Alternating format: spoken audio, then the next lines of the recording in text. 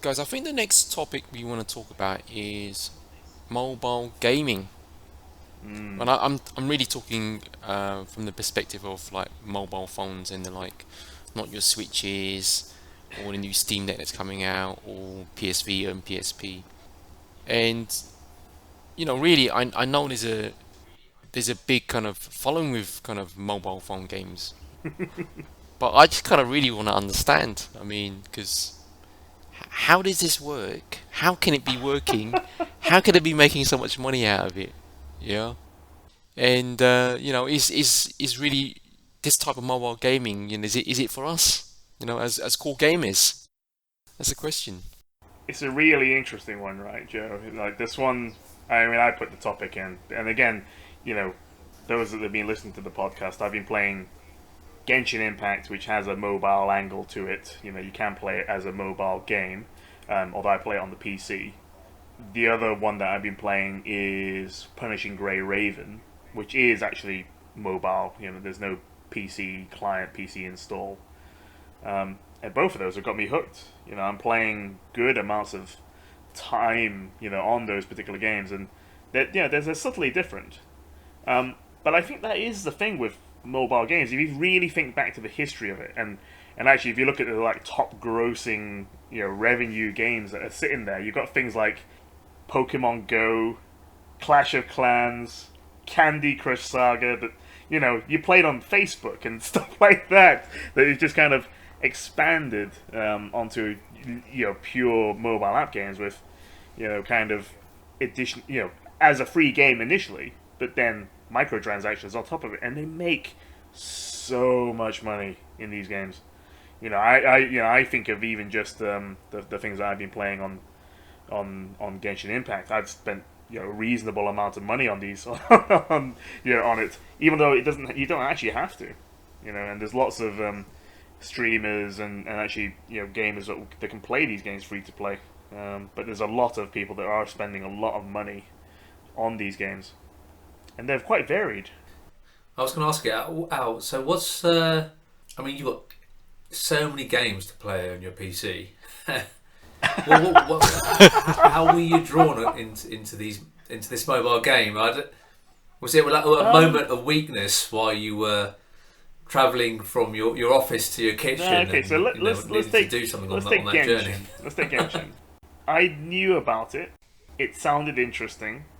My brother started playing it, and he got me into it. So it was more like someone recommending the game that seemed like I'd give it a try. And because it's free to play, technically, you give it a try.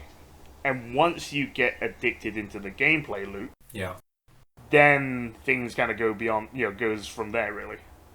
And I was thinking the same with Punishing Grey Raven was definitely I had no idea what the hell it was. Right, my brother kind of showed me what it was, sent me clips of it. Interestingly, that one has how should I say it? So Punishing Grey Raven has been out in China for about a year and a bit, in a Chinese release only. And actually, I think there's like Japan and a Taiwanese server, but pretty much in the sort of Asian market. But behind it, I guess, was lots of content releases. And with that one in particular, it was kind of badged as much more free to play friendly, i.e., much more content, much more ability to get the characters, the items, without necessarily having to pay. So that one was actually signals as quite a good one, and the gameplay in that is so much. It is really good fun actually. I do enjoy Punishing Grey Raven. So word of mouth, recommendations, and actually just getting hooked into the gameplay loop. I'm guessing some of these games it's quite a low barrier to entry. Yeah, I think that's part of it. Yeah, and with the actual people who have these devices in order to play these games, it must be such big Well, numbers that you'd well, think that some of them as would want to, like, as it went in BlizzCon, right? Haven't you all got phones? yeah, yeah, yeah. That didn't don't go down too well, but Um, Yeah. Yeah, I was just going to think. Do you think it's going to last? I think it will. I think there's enough casual players, and me as I consider myself a little bit more core/hardcore. Less so in comparison to my World of Warcraft days, but this I still consider myself I still spend quite a significant amount of time gaming, and I don't see it going away. I see more things going onto the phone. I did play Pokemon Go as well in the initial phases, then got a bit tired of it. But I can see more games with those kind of things that are in there. I would say my parents are probably playing Candy Crush Saga on their phones as well, because I've given my phone to them and they've got Candy Crush on their phones, right? So it's not going away. I don't It's think. interesting, isn't it? I mean, for me, I mean, I class myself as more of a core gamer. As in, when I mean core gamer, I mean the types of games I like to play are AAA games, kind of action orientated. Like I either like to play with a mouse or keyboard or a gamepad. So I don't know if it's these types of games or the mobile gaming on a phone or wherever else in general appeal to us. So if it doesn't appeal to us, then there must be this whole swathe of potential gamers out there, and all they really want to do is kind of like kill time. You know what I mean? It's definitely a bit of that, right? Especially Yeah. Candy Crush. That's definitely killing time. Yeah, it's almost like just riffing off what you were saying there, Joe. That a lot of the games aren't designed. They're not actually really games, though, are they? They're just a mechanic and an addiction model to get microtransactions, and then, which is kind of the reason why I've stayed away from them. But you can see some of that spilling into the hardcore games But it's now, it's the same. You think of the FIFA Ultimate Team, right? Those loot boxes, a lot of those mechanics are also in these mobile games and things like that. There's so many of these similar microtransaction mechanics all over the place. Yeah. Free to play. It's free to play. That's what it is. I mean, like the first experience I had of free to play was on a mobile, and you you used to get rewarded for kind of logging in on the day. You used to have your kind of free rewards. It's the same thing, but it works. I mean, it ultimately there's a psychology to all of this, and it's the instant gratification. That loop you're getting. Yeah, and you just talked about some. We talked about some core games, right? I've just spotted that on a list on Wikipedia for highest grossing mobile games. Number 7 is PUBG Mobile. People are playing PUBG on a mobile phone, and apparently they've had $5 billion in revenue. That is insane. The numbers are ridiculous. I mean, I've got a list up right I'm looking at, and I'll pick kind of a well-known one. Let's pick one out. Let's pick Clash of Clans. Yeah, they're out since August 2nd, 2012. And if I'm reading this number right, 7 billion. 7 billion, I think, US dollars of revenue since Crazy. 2012. Crazy. I mean, what's the cost of making that? It's like nothing, It's less right? less than 0.001% probably. Yeah. It's crazy.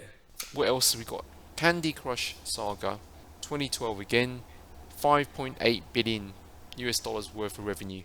There's an article actually, which is quite timely, on Eurogamer, which is called "The Joy of Making the Same Mistake Twice: Why the Grind Isn't Always a Grind." Right. Behind that, obviously it's about human behaviour, right? That we like doing repetitive things and getting the kicks of endorphin kicks, right? And talking about Destiny. For me, Destiny was one of the main games to really abuse human behaviour to get you sucked in from a console. I mean, it's obviously existed in PC and mobile games prior to that, but and then you've got like FIFA with its Ultimate Team, and I'm actually reading a book on Sapiens right about around humans as well. There's an undertone here of kind of abusing human behaviours for just making money, and I just wonder, like same with that Activision. Go 360 in some of the conversation. I wonder if some of that will backfire at some point. It's like the Activision thing of when It kind of depends. Exploiting people. Yeah, it kind of depends. I think the key here is actually the consumer almost waking up. It's like realizing these tactics, realizing you are being played to these levels, And actually, do you want to? Okay, so then the question becomes: do you recognize it? Do you want to do anything about it? You know, the classic cycle of recognizing a problem to try and fix it. I genuinely think, right, that a person's kind of emotional drivers far outweigh their rational drivers, their logical drivers. We're animals at the end of the day, aren't we? Of course, and I think when you're in the middle of something, you're there to either. I mean, it starts off by you want to pass time, but you're there to have fun. Yeah, you're not gonna stop in the middle of it because, damn, I'm being used and abused here. I've got to stop having fun. You're not gonna think that. You're gonna continue to have fun. You're in the middle of this kind of engaging gameplay Yeah, loop, right? And it's giving you something back. You know, it's making you feel good. It's giving you a sense of achievement, whatever it may be. But that's happening. yeah. Sense of escape and other things, right? That they try and suck you into. Correct. Yeah. Of course. It's interesting, right? Because I wonder whether, as hardcore gamers, we subconsciously do that kind of check, right? Where, and we probably fall into the trap where, is this game got a mechanic and I feel excited about it because it's new, right? And some of us probably get excited about, oh well, how do they build that? And that's really cool. And that's moving the industry for get excited by that. Then there's probably something around. You know, you're having fun either because it's a community activity and you're having banter along the way, or it is, or thirdly, it's got a good narrative and you get that kind of what do you call that, escapism, as you were saying, Al. But then there is a lot of that time when we fall into another category, which is just filler. The grind. The grind, yeah. Well, just going back to this Eurogame article, which I will send to you guys, right? Yeah, I think it actually talks in here around, you know, we like grind because it's a comfortable feeling doing something repetitive. But if it's, I enjoy grind as well, right? But it needs to have just enough variety in it that it's until you realise, so you don't realise it's a. Yeah. It is like little, almost microtransactions of life, right? Where if you look at your job, right? I mean, how many times have you heard? I don't like surprises. Yeah, because you like to have some sort of predictable kind of cycle where you do something, you put in some effort, and then there's the comeback, the payback. Yeah. Yeah. And that's really the same for almost everything. It really is. I've done X amount of steps and then it's come back. Great, I've got something back. The next cycle is I want to do that again, and I want the end state of that. And you know, we can get really deep here, right? Because I'm, like I said, reading a book called *Sapiens*, right? Which it just takes you out of. It just makes you really realise that we're living this life that is not really real, right? We're not designed to stay in one location. We're meant to be foraging. And not staying in one place and growing our own food, and certainly not sitting in an office or on a computer playing games. Playing games is not natural at all, right? So it's making me really think: is gaming even fun? It's just an addiction. Is it actually something we should be doing? So even though us three might not be thinking playing mobile games. And laughing at those people that are playing those like rats going for whatever they kind of go back for, right, for getting that dolphin kick, and we're laughing at them, but really we're also part of the same trap or playing games. Yeah. So, yeah, it's the same thing, isn't it? Really, it's all psychology. It really is. I mean, is it purely addiction? And I sometimes think, like, what is actually addiction? Sometimes I think addiction is basically a person trying to kind of go through the process of getting some sort of end state, if you know what I mean. Where the end state is taking something that's not too good for you, where it's a series of actions, but you kind of keep doing it because you've got that end state, if you know what I mean. Yeah. So you kind of almost apply that to anything. But is that just for your chemical reaction? That's the. Yeah, mostly. That's how humans are built. We go out, right, and we're on a night out, and we kind of like want to have a few drinks. But I mean, me personally, if there wasn't an end state that I'm having a really good time, I'm having a laugh, whatever it may be, I wouldn't bother. I mean, beer's not a great drink, right? It's not exactly, it's not really amber nectar. Let's be honest, right? Like, but food as well. I mean, like with, obviously you need food to survive, obviously. But the reality is, even when you're cooking something, right, you kind of like you go through the process of cooking something. But the end state is you want to sample your cooking. It's great. Whatever, it's that end state. I think it's like, and you can apply that sort of the process, the end state to almost everything that we do. Yeah. I hope my wife doesn't listen to this. You say I'm addicted, but yeah. Long may the gaming continue. I've been telling you this for years. But by extension, that kind of means we're addicted to almost everything that we do in normal life. We are. Yeah, we are. Yeah. Because if you think about most other animals, they do the same repetitive thing, but just to survive. There's very few that do fun things or take their mind off other things. Yeah. Keep in mind we're basically a higher evolved form of life now. Yeah. That's probably that. Well, who knows? I mean, but it's an interesting kind of thought, and it's kind of like something that we probably should actually talk about in with a bit more detail at some point. Yeah, I mean, we do have a topic that's listed. I think we tried it once, Joe, but we didn't publish it because I think we needed more time on it. But it was addiction, gambling, loot boxes, which is all kind of interrelated. This whole thing, really. But this is the human psychology, though, isn't it? At the end of the day. So. And, I would probably summarize with mobile gaming. It's so accessible now. Literally everyone has smartphones. Especially in the kind of like the Western world, everyone's got one.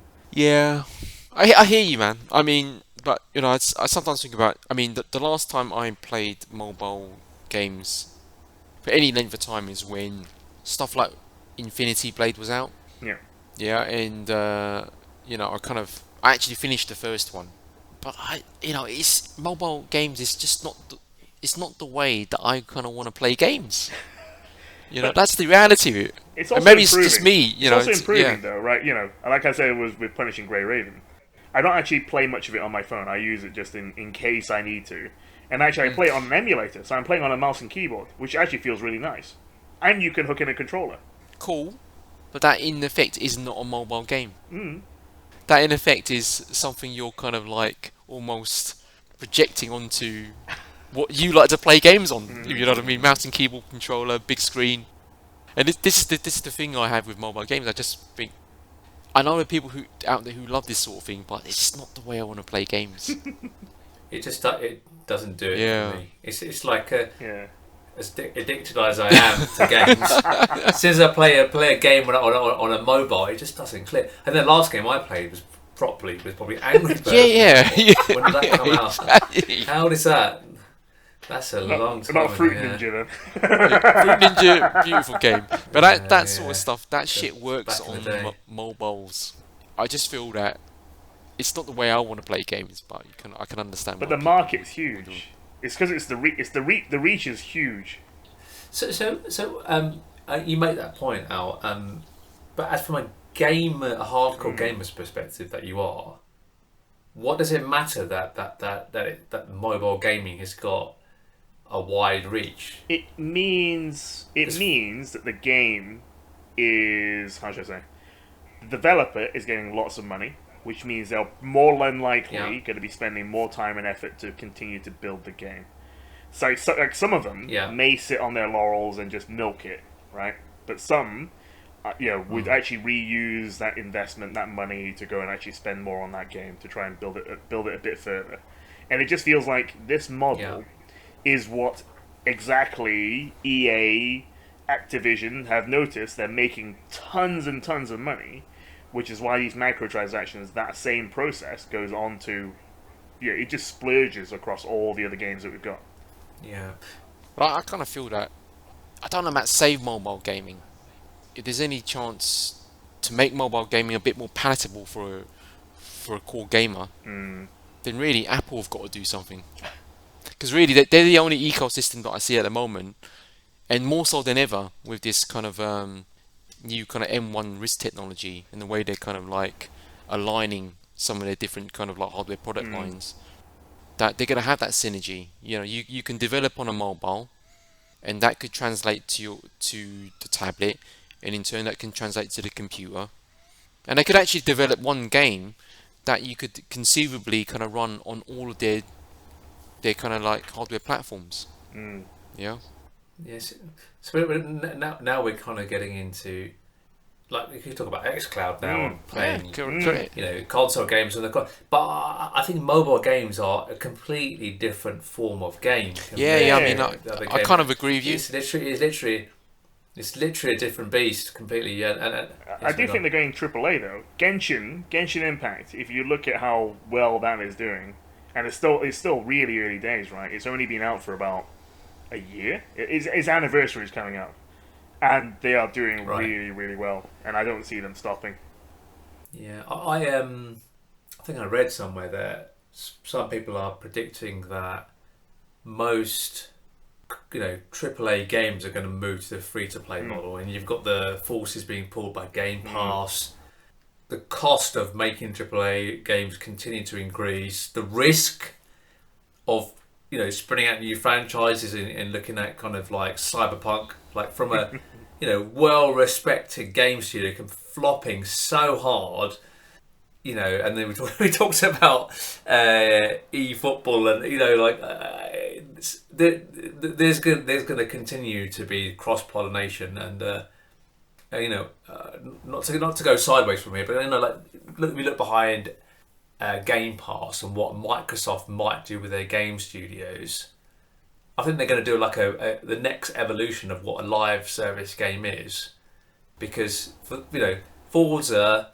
It doesn't make sense to make a big game and then all that effort to release it in one go versus to break Halo or Forza, was it 7 or 8, whatever the next one is, into smaller chunks and have it as an ongoing live platform and service. I think that's going to be another interesting next evolution of this stuff. They've got to look at a risk reward, and I've always long thought the future especially for a lot of the big franchises that that kind of iterate every year anyway. It's just you might as well be kind of a game as a platform, game as a service. You might as well be. Yeah. Except for, I would say, with some of those, you're not getting much new content. Even though it's a yearly iteration. I think there's going to be a tipping point where AAA games or kind of games in general become so expensive to make. Either the process and the methodology or the technology around making a game's got to improve to such a way that it becomes less expensive, or you basically get into a model where you can de-risk your whole investment, which is, that's pretty much what the money men are saying, right? That's what they're talking about. We put X into it, we want Y out of it, right?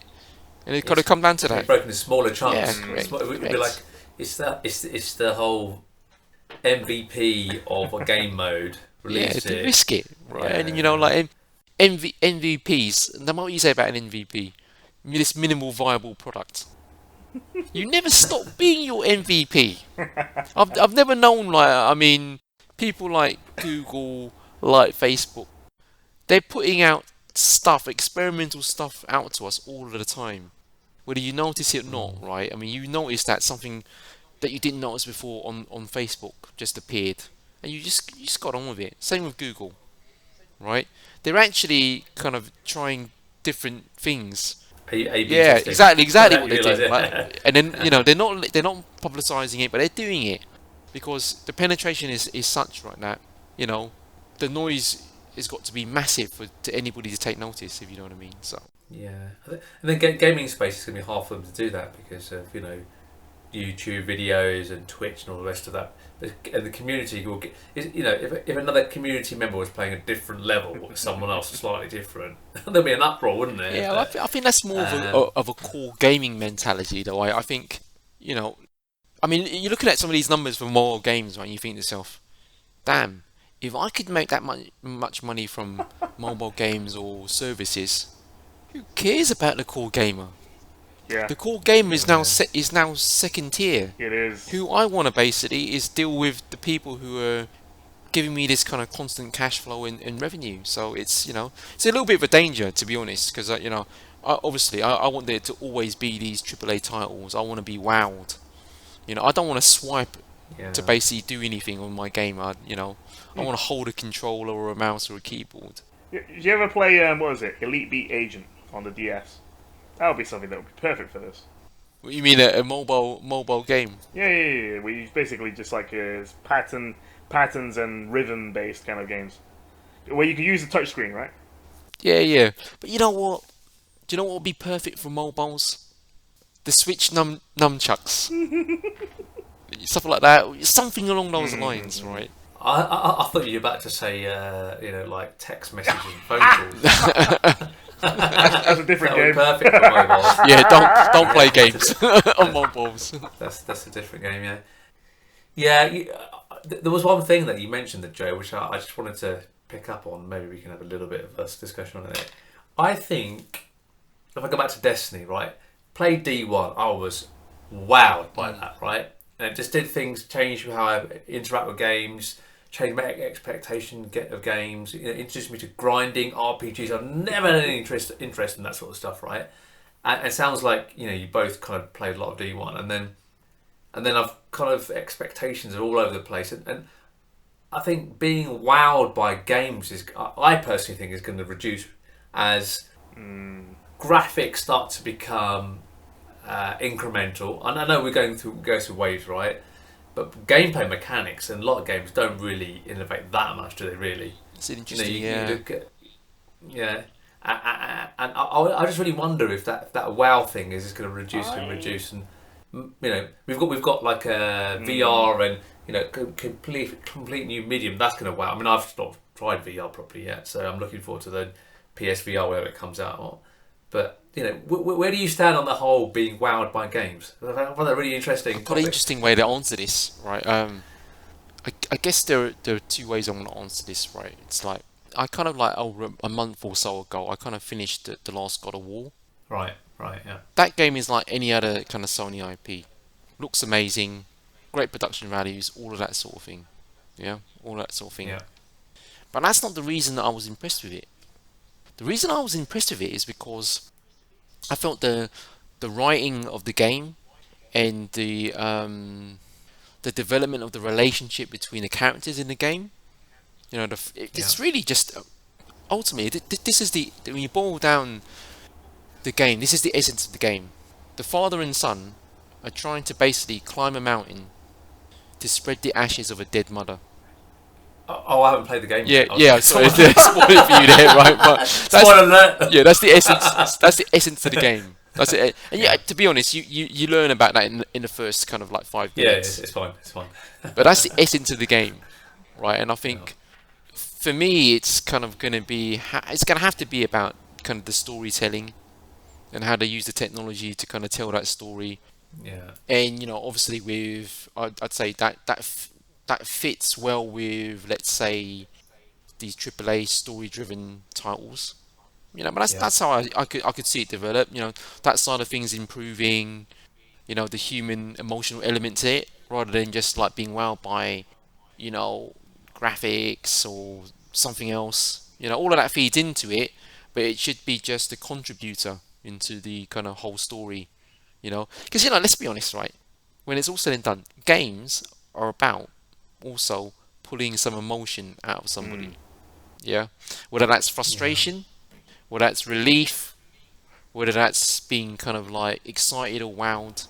That's what it comes down to. Yeah, and maybe it's kind of like connecting with the story, connecting with the characters. Maybe that's the next thing. Maybe that's the next kind of frontier to try and basically kind of like jump on. And the second thing I would say, yeah, VR, PSVR 2.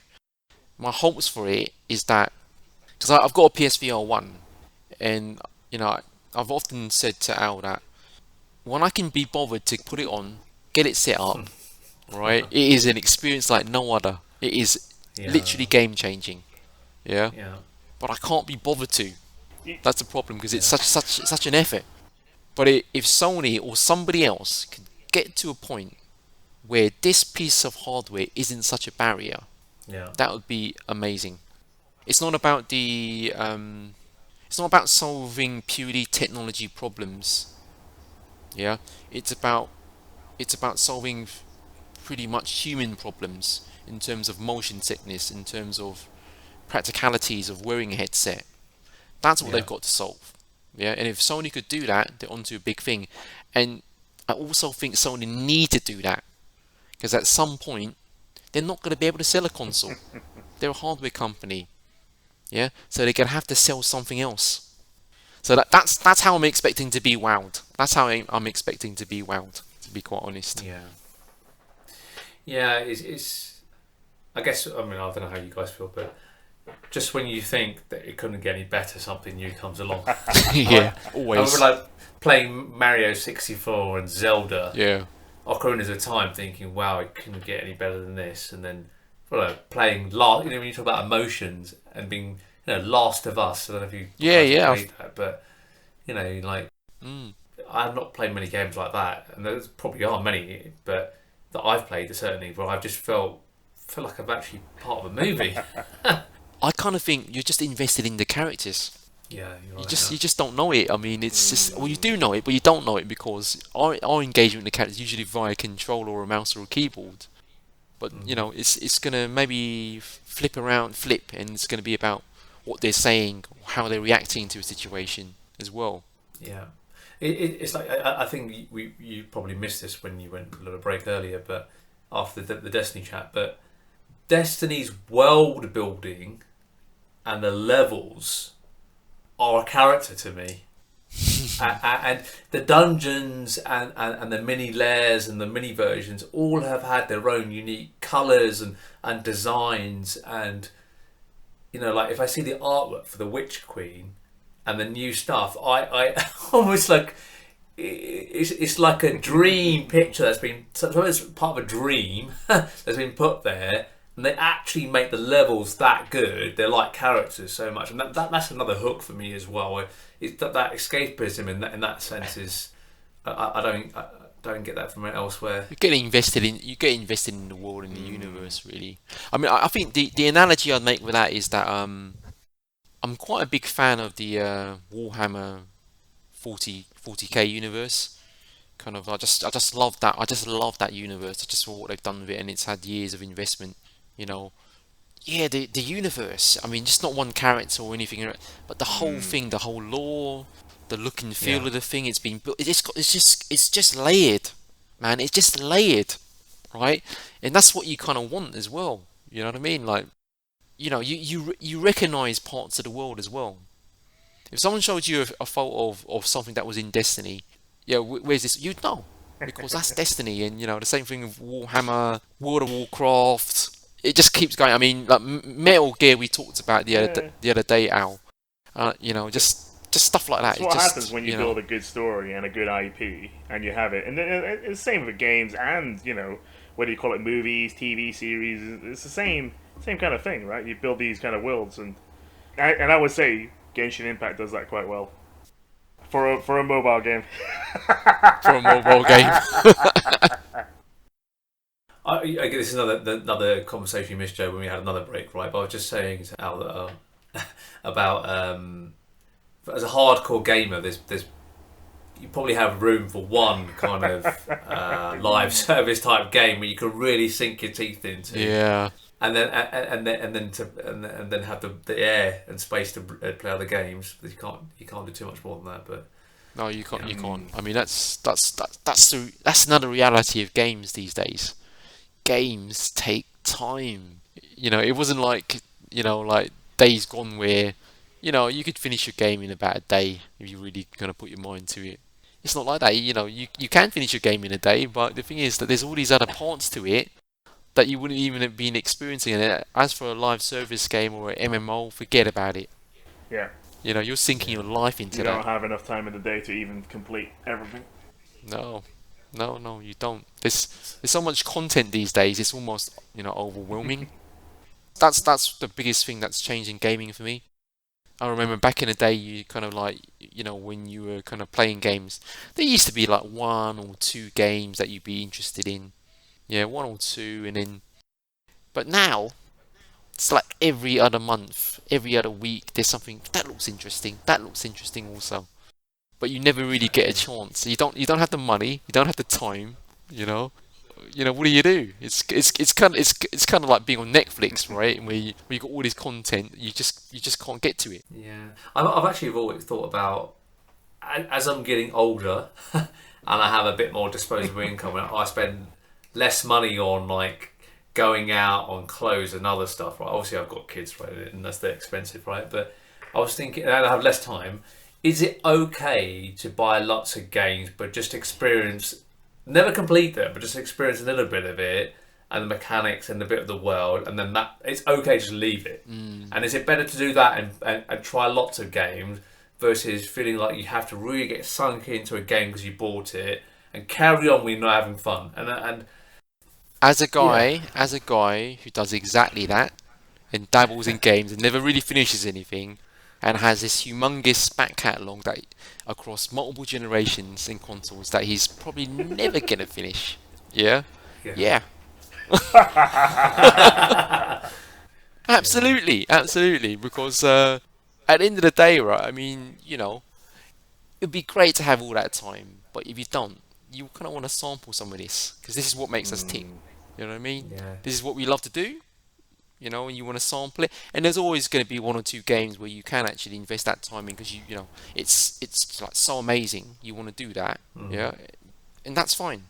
But for everything else, yeah, just sample it and start on it again when you haven't seen it for a couple of months, and when you've got a bit of time and you've got that option. But having those options, I think, Yeah. It's it's a hard one, isn't it? Really. It is. I mean, I've got so many games on my Switch I haven't even touched. Yeah. I mean, I've got stuff in cellophane wrap. I've got just like it's just crazy. Yeah. Wow, I've never done that. I've never done that actually. I've never bought a game and it's been Yeah. cellophane. I've at least taken the cellophane off. Yeah, I've not even done that for certain games that I've owned. You know what I mean? Like, or Wow. I've waited so long, right? I waited so long that the game came out on digital. And I never bothered with it. Like, I got the digital version. I'll get the digital version, and then I'll park that. Who knows? It might be worth something in a few years. I've got a few games in cellophane, and there's no excuse for it really. But No, of course not. But if it's a good game, it'll be a collector's item. Mark my words. Do you guys buy any of these kind of models, Figurines. figurines, and all that collector's packs for certain games? Do you guys invest in? I don't. I mean, I'm not a huge fan of these special editions. I mean, I wouldn't begrudge anybody who did that. I mean, that's totally up to them. I just don't know where to put everything. That's the key. Yeah, that's the key. I'm the same. Yeah. Is where to put them. I mean, I've got a few figurines, but they're kind of like as a result from a trip to go into Japan or something. But like not really. Yeah, right. Sure. Well, I guess the UK market is a bit more different. It's harder to get access to probably some of the ones that you may want to get figurines for. In Japan, it's absolutely huge, and you'd probably be able to get access to them. Yeah, I think so. But even now, I mean, like they're offering kind of special edition games, and it'll come with like some some swag or But the whatever quality it is. of those figurines in comparison to a Japanese one is night and day. They're vastly different. Yeah, potentially. I just being a dad now, I need to build my man cave. Same here. With all these toys, but I was just thinking about the nightmare of having to clean all the dust everywhere. I just couldn't be bothered with it. You have to pay somebody for that, Jay. You have to pay somebody. Yeah. Yeah, I mean, look, my dream would be to have like a man cave, a kind of very expansive man cave, that I could just kind of put my stuff in, and my stuff would obviously be tech or gaming related, But yeah, it's just one of these things. Will it ever happen? I don't know, but I live in hope. Yeah, we'll see. We will see. Guys, I think we're all done with the whole mobile conversation by now. And it's basically kind of like swung into other bits and pieces of conversation. I think with that said, I think we need to move on to our next topic.